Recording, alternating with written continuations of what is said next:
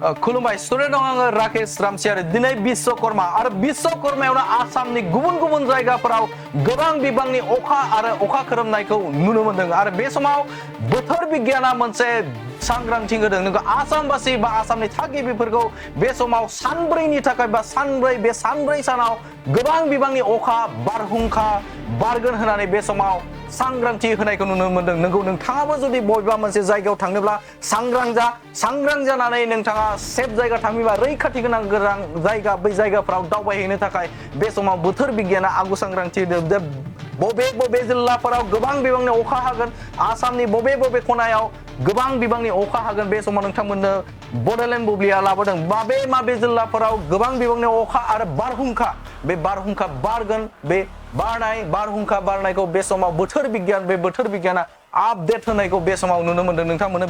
बे समाव बोथोर बिगियाना फोसावनाय जे माबे जिल्लाफोराव गोबां बिबांनि अखा हागोन बे अखा हागोनखौ नोंथांमोननि गेजेराव बड'लेण्ड बुब्लिया लाबोगोन बोथोर बिगियाना बे आगु सांग्रांथिखौ होदों बोथोर बिगियाना बे समाव आगु सांग्रांथिखौ होदों आरो आसामनि बबे जायगायाव बारहुंखा अखा खोरोमनाय आरो गोबां बिबांनि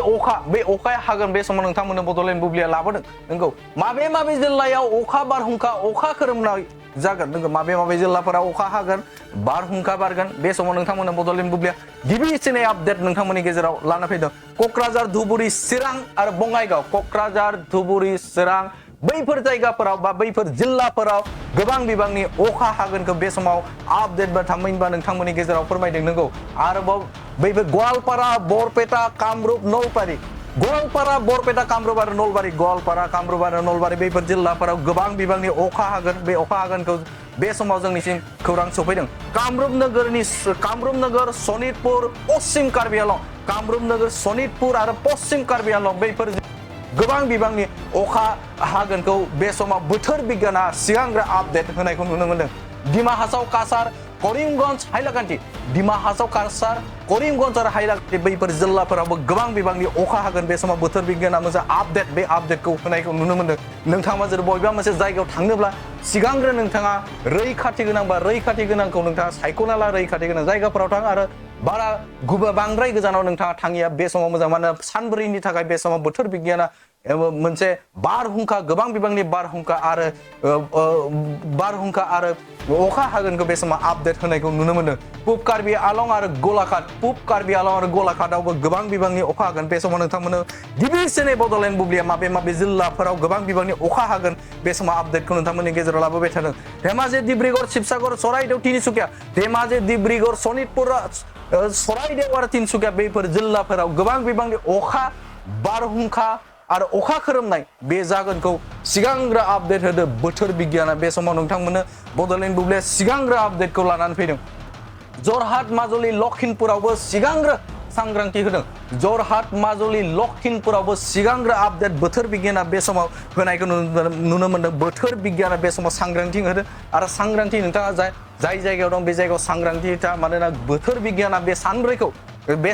दिनैनिफ्राय लाना बे सानब्रैखौ मोनसे सेफ जायगायाव थानो थाखाय बे समाव खावलायनायखौ नुनो मोनो बोथोर बिगियाना दिनै बे सांग्रांथिखौ होदों नोंगौ बोथोर बिगियाना बे दिनैनि बा बे सांग्रांथि रादाबखौ बा सांग्रांथिखौ होदों बोथोर बिगियाना नोंगौ बे समाव नोंथांमोननो मोनसे बिग आपडेट बड'लेण्ड बुब्लिया लानानै फैदों बे दिनै बिश्वकर्मा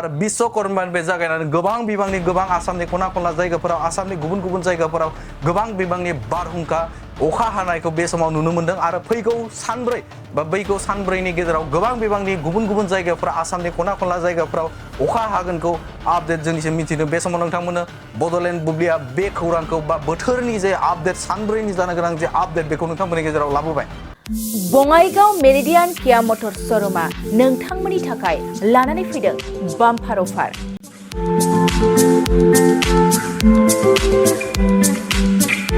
नोंथांमोना सोरबाफोर मेरिडियान किया मटर श'रुमनिफ्राय गारि बायनो गोसो दं अब्ला बङाइगावआव थांनानै बायहैनो हागोन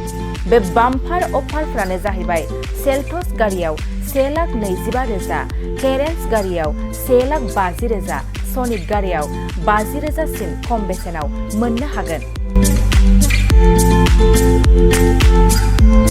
नोंथांमोना गोसो गुदुं अब्ला थाबैनो नैबे जानबुं नङाव सुलाद लाहरनो हागोन। जानबुं अनजिमायानो जाबाय 0629 213 4455।